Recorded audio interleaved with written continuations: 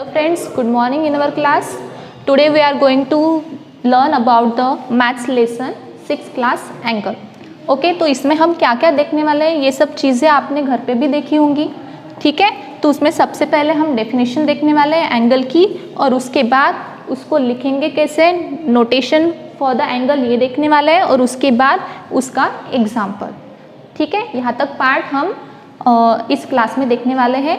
Okay तो सबसे पहले these are the various things which you can see in your home. सबसे पहले divider, two arms of a divider, ये बातें आपको पता ही है, डिवाइडर आपने देखा भी है.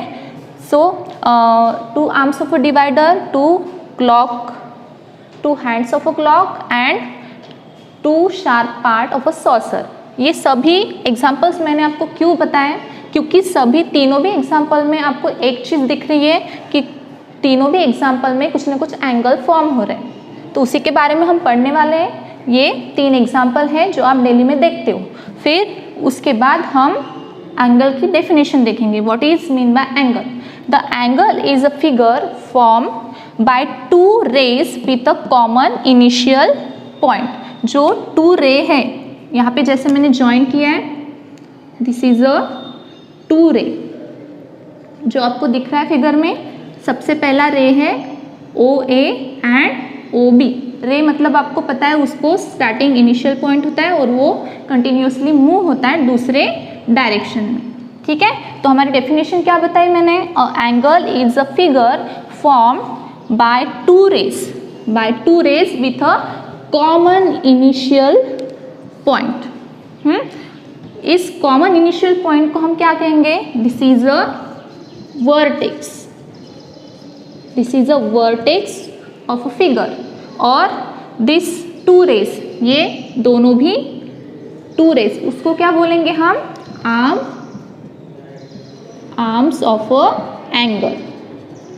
उसको हम बोलते हैं आर्म्स ऑफ अ एंगल. तो हमारी डेफिनेशन क्लियर है, जो दोनों भी आर्म्स होते हैं उससे कॉमन इनिशियल पॉइंट जॉइन होता है, उससे हम एंगल फॉर्म करते हैं.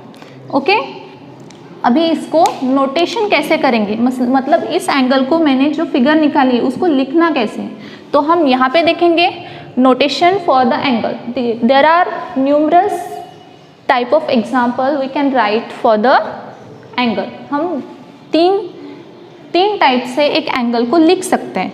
तो सबसे पहला पॉइंट मैंने यहाँ पे लिखा है.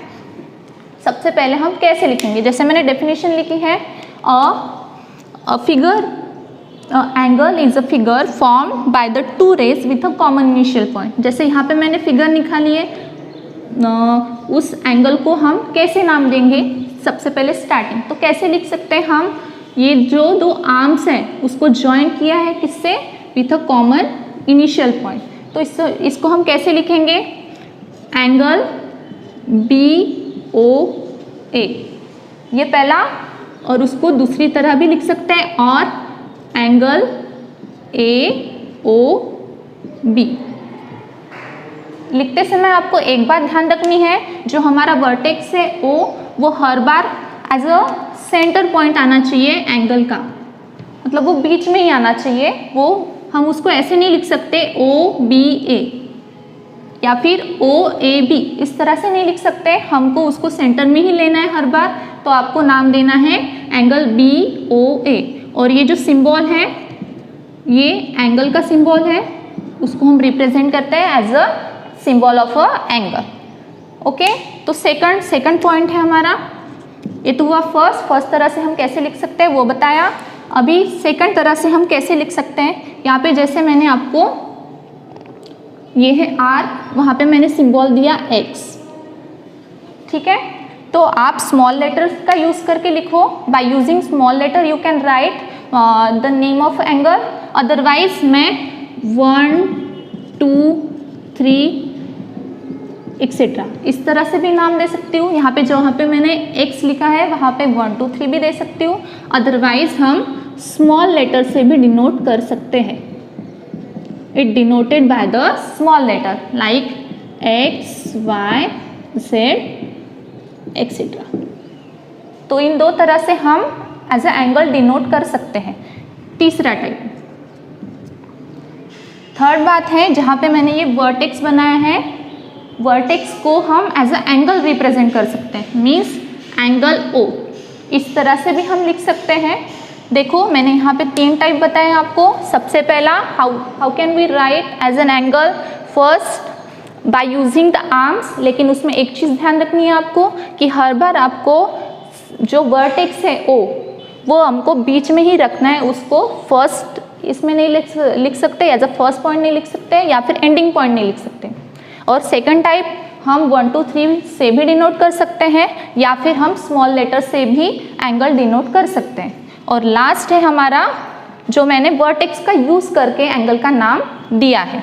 ओके, इसका एग्जाम्पल है, right all the possible names of angle shown in the figure. यहाँ पे मैंने एक फिगर बनाई है, तो इन तीनों चीज़ों का यूज करके हम इस फिगर को अलग अलग एंगल्स के नाम देंगे। तो सबसे पहले हम क्या देंगे, जैसे मैंने यहाँ पे आपको सेकंड पॉइंट में बताया है, मैं यहाँ पे 1 2 3 भी लिख सकती हूँ, या फिर XYZ भी लिख सकती हूँ। लेकिन इस फिगर में जो नाम होगा वो हम रिप्रेजेंट करेंगे। ओके, सबसे पहले हम लिखेंगे एंगल 1। यहाँ पे फिगर में आपको दिख रहा है कि एंगल 1 प्रेजेंट है। उसके बाद एज अ वर्टेक्स, वर्टेक्स यहाँ पे P है, तो हम यहाँ पे भी P ही देंगे। ठीक है, ये हुआ एंगल का दूसरा नाम। ओके, उसके बाद अगर मैंने ये 3 पॉइंट कंसीडर किए, कौन से Q, P and R, 3 point consider करके भी हम नाम दे सकते हैं। तो कैसे, एंगल Q, P, R, ये हुआ पहला नाम। और यहाँ पे R को फर्स्ट पॉइंट लेके भी हम नाम दे सकते हैं, angle R, P and Q। ये हुए as a Q first initial point लेके, या फिर R इनिशियल पॉइंट लेके। उसके बाद अगर मैं Q का दूसरा नाम भी लिखना चाहूँगी तो पॉसिबल हो सकता है, angle Q, P and T। Okay, ये हुए Q को इनिशियल पॉइंट लेके, R को और Q को।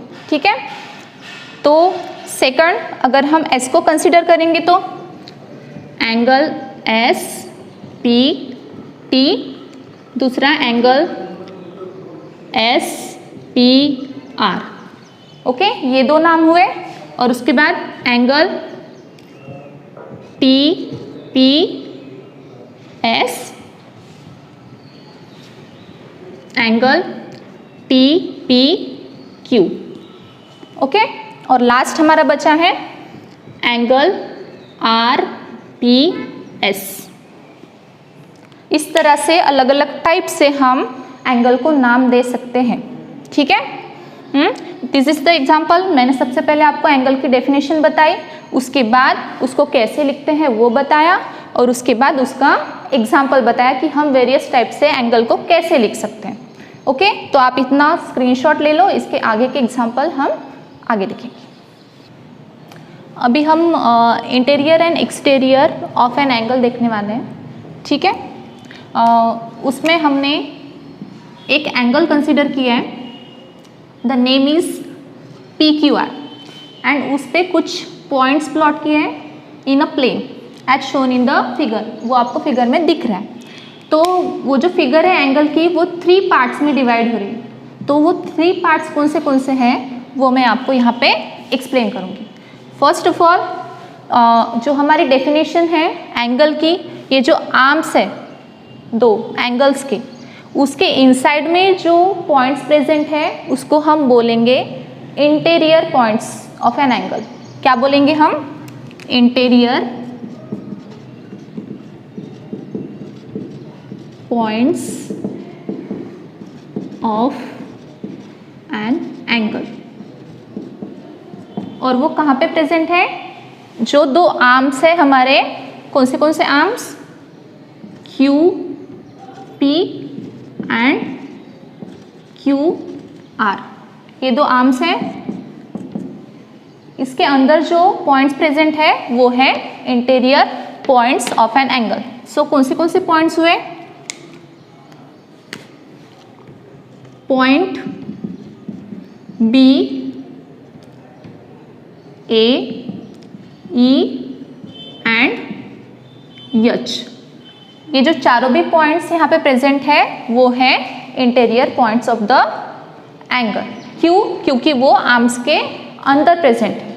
ओके, और अभी आर्म्स के बाहर, मतलब जो आर्म्स के अंदर नहीं है, बाहर साइड में प्रेजेंट है, उसको क्या बोलेंगे? सेकंड। क्या बोलेंगे? क्योंकि वो outside of the angle present है तो उसको हम नाम देंगे एक्सटीरियर पॉइंट्स। क्या नाम देंगे? Exterior points of an angle. Exterior points of an angle. So कौन से पॉइंट्स जो एंगल्स के बाहर प्रेजेंट है? सबसे पहला पॉइंट है पॉइंट के, डी, एफ एंड जे। कौन से? पॉइंट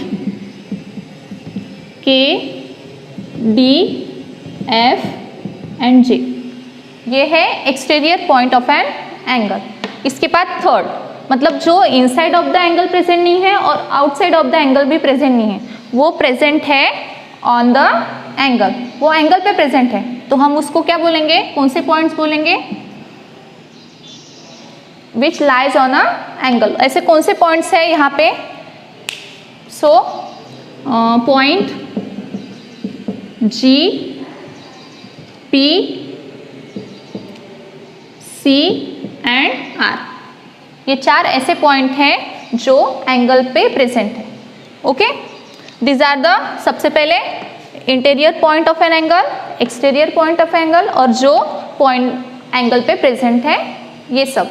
इसके बाद हम देखने वाले हैं एंगल्स के टाइप। सो इतना आप नोट डाउन कर लो। ओके, तो अभी हम देखने वाले हैं types of angle. How many types of angle? There are 7 types of angle. First is a zero angle, second is acute angle, third is right angle, fourth is obtuse angle, fifth is straight angle, sixth is reflex angle and last one is complete angle. So first we see the first definition, zero angle. Zero angle मतलब क्या?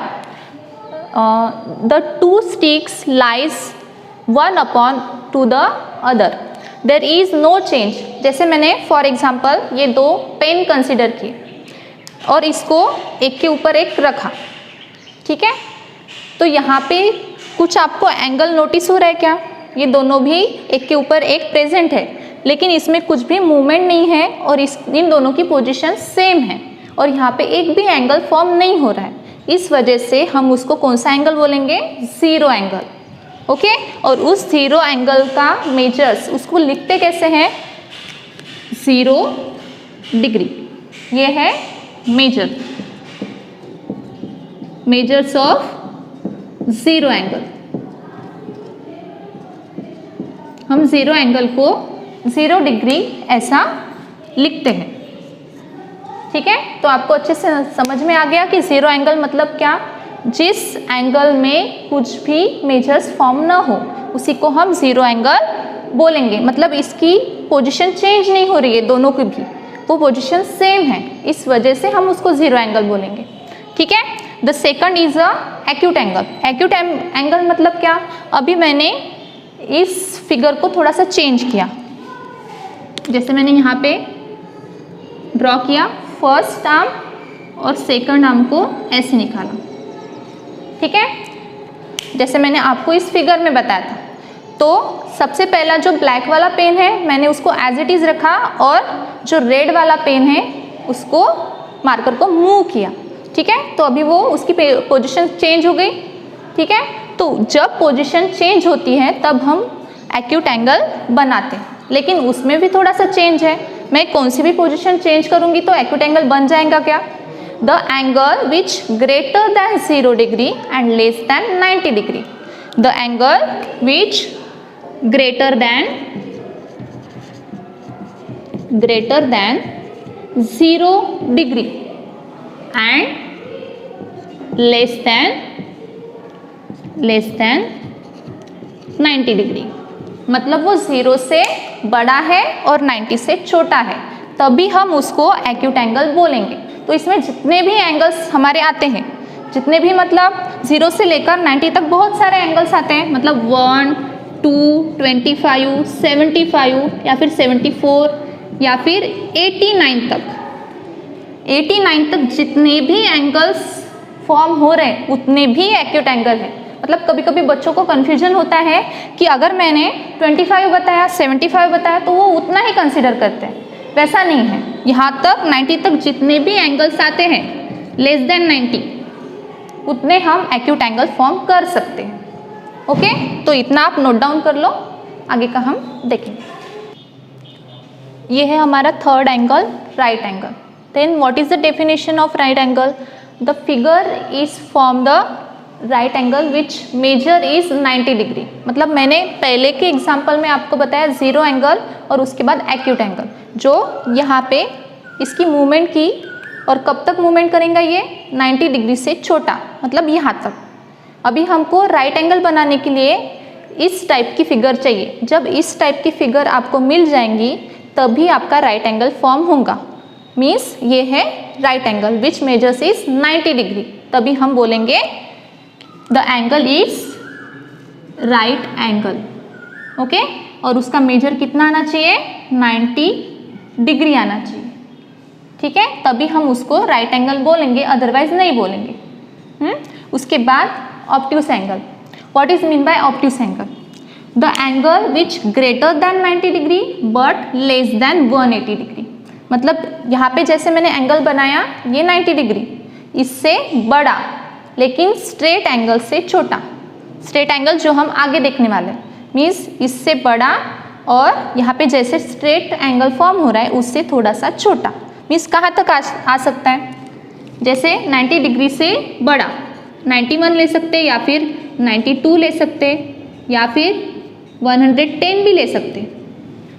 ठीक है, लेकिन मुझे 180 से छोटा चाहिए, less than 180 degree. सो उसमें आ सकता है 179, अदरवाइज 178 भी लिख सकते, लेकिन वो 180 से छोटा चाहिए, तभी हम उसको बोलेंगे ऑब्ट्यूस एंगल। और उसकी फिगर हम इस तरह से फॉर्म कर सकते हैं। ये हुआ ऑब्ट्यूस एंगल, क्योंकि वो 90 से बड़ा है और 180 से छोटा है। यहाँ पे अगर मैं ऐसे लाइन करूँगी तो ये हुआ स्ट्रेट एंगल। सो मैंने कहाँ पे 180 से छोटा निकाला है, तो वो हुआ obtuse angle. So you understand the definition of obtuse angle? The angle which greater than 90 degree but less than 180 degree. That angle is called as a obtuse angle. Next, straight angle. जैसे मैंने यहाँ पे आपको बताया उसी तरह से अगर वो एंगल स्ट्रेट लाइन फॉर्म करता है, जैसे मैंने यहाँ पे दिखाया, अगर एक एंगल स्ट्रेट लाइन फॉर्म करता है तभी हम उसको स्ट्रेट एंगल बोलेंगे और इसका मेजर्स है 180 degree. The measures of straight angle is 180 degree. It is a measures of straight angle. कौन से एंगल का मेजर है वो? स्ट्रेट एंगल का। ठीक है, तभी हम उसको स्ट्रेट एंगल बोलेंगे। जैसे यहाँ पे कंडीशन है हम कितने भी एंगल्स निकाल सकते हैं लेकिन वो 180 से छोटे होने चाहिए, लेकिन यहाँ पे एक ही कंडीशन है, जैसे ये दोनों भी सेम ही है, यहाँ पे 90 डिग्री ही होना चाहिए कंपल्शन है, तो यहाँ पे 180 डिग्री ही होना चाहिए, उससे छोटा ना उससे बड़ा। Okay, next reflex angle. और इसको वन कॉन्सेप्ट, स्ट्रेट एंगल को हम ड्रॉ कैसे करेंगे? जब ऐसी स्ट्रेट लाइन फॉर्म होती है और उसका रोटेशन इस तरह से, ठीक है, तभी हम उसको स्ट्रेट एंगल बोलेंगे, नहीं तो नहीं बोलेंगे। Next reflex angle. What is mean by reflex angle? So जो एंगल 180 से बड़ा हो और 360 से छोटा, जो एंगल यहाँ से स्टार्ट हुआ एंगल, ओके, यहाँ से मैंने स्टार्ट किया, कहाँ से कहाँ तक जाएगा? यहाँ तक।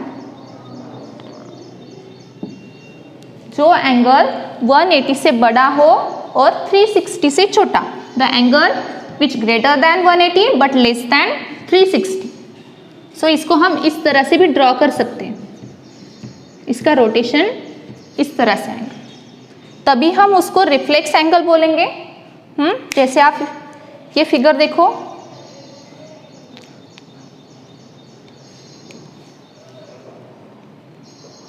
इस तरह से मैंने वहां पे ड्रॉ किया है। Okay, this is a starting point and this is a rotating point. So जब ऐसा एंगल फॉर्म होगा, कहाँ तक, दोनों लाइंस टच ना करें तब। ओके, ये 360 से छोटा। अगर ऐसा एंगल भी बनाएंगे हम तभी वो रिफ्लेक्स एंगल होगा। ठीक है, क्योंकि हमारी डेफिनेशन है 180 से बड़ा। ये हुआ 180 से बड़ा चाहिए और 360 से छोटा चाहिए। ठीक है, सो चारों भी डेफिनेशन आपको ध्यान में रखनी है। राइट एंगल की, जो एंगल 90 डिग्री हो तभी हम उसको राइट एंगल बोलेंगे।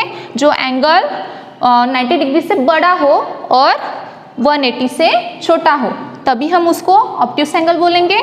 जो एंगल 180 डिग्री फॉर्म करता हो, मतलब वो छोटा भी नहीं और बड़ा भी नहीं, मुझे 180 चाहिए मतलब 180 ही चाहिए, तभी उसको स्ट्रेट एंगल बोलेंगे।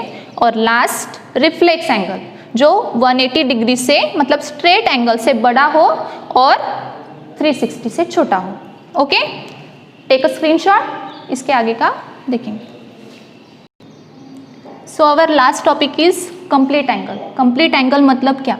The angle whose measure is 360 degree. मतलब अभी तक मैंने आपको पूरे जो एग्जाम्पल बताए बाय यूजिंग द मार्कर, उसी का लास्ट एग्जाम्पल। जैसे मैंने ये एंगल बनाया, जब ये पूरा सर्कुलर होके इस रेड पेन के नीचे आ जाएगा। ठीक है, जैसे मैंने यहाँ पे डायग्राम बनाई, यहाँ पे इसका रोटेशन शुरू हुआ और वो complete circle rotation, complete rotation उस सर्कल ने किया, तभी हम उसको क्या बोलेंगे? कंप्लीट एंगल बोलेंगे। और उसका मेजर से 360 डिग्री। ठीक है, ये हुआ 360 डिग्री। ये कब होगा? जैसे मैंने आपको पहला एग्जांपल बताया, स्ट्रेट एंगल। ठीक है, यहाँ तक हमारा स्ट्रेट एंगल है। स्ट्रेट एंगल से वो फिर से स्टार्ट करेगा रोटेट करना, और रोटेट करते करते हुए वो पूरा कंप्लीट एंगल फॉर्म करेगा। ठीक है, तभी हम उसको कंप्लीट एंगल बोलेंगे, अदरवाइज नहीं बोलेंगे। तो सबसे पहले इसका कंपैरिजन करते हुए सबसे पहले हमने स्टार्टिंग में फिगर देखा था, तो उसका रिवीजन ले लेते हैं एक बार। सबसे पहले ये वाली फिगर निकाली थी मैंने। ठीक है, तो इसमें 2 स्टिक का यूज किया था। ओके, 2 स्टिक हमने एक के ऊपर एक रखी थी, तो आपको दोनों भी समझ में आ रहा है। इसका मतलब क्या है? इसको ये रोटेशन भी नहीं हो रहा है और कुछ चेंजेस भी नहीं हो रहे, तो ये फिगर किसकी हुई? फिर जीरो एंगल की। आपको हर बार याद रखना है कि जीरो एंगल की कौन सी फिगर है, एक्यूट एंगल की कौन सी फिगर है। तो ये है जीरो एंगल की फिगर, क्योंकि हम इजीली डिफाइन तो करते हैं, लेकिन हमको अगर फिगर दिखाई जाए तो हम जीरो एंगल कौन सा है, एक्यूट एंगल कौन सा है, ये डिफाइन नहीं कर पाते। इस वजह से मैं आपको बाय यूजिंग फिगर एंगल्स की डेफिनेशन बता रही। तो ये है सबसे पहला जीरो एंगल। उसके बाद मैंने आपको बताया था सेकंड एंगल, एक्यूट एंगल। सो एक्यूट एंगल की डेफिनेशन क्या है हमारी? The angle which greater than 0 degree and less than 90 degree. तो यहाँ पे मैंने आपको बताया था इसके मेजर्स हम बहुत सारे ले सकते हैं। सो 0 डिग्री से बड़ा 1, और 1 से वो स्टार्ट होगा, 25 लिया।